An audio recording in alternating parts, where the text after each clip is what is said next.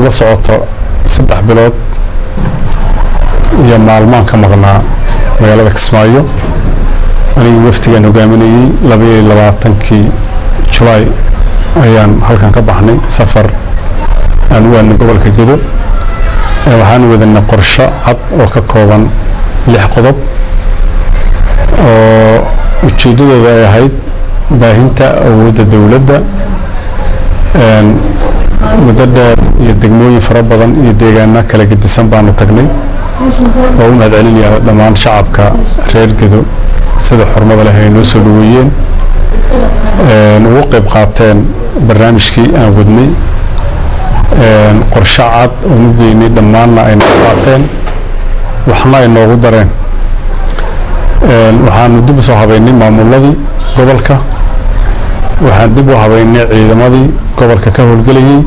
tayadooda iyo tiradoodaba waxaan dib u habeynay dhaqaalaha gobolka oo aanu ka dhignay dhaqaale dawladeed oo ay dawladdu u adeegsanaysa hay'adaheeda kala gedisan waxaan dib u habeynay la shirnay odayaasha dhaqanka saxda ah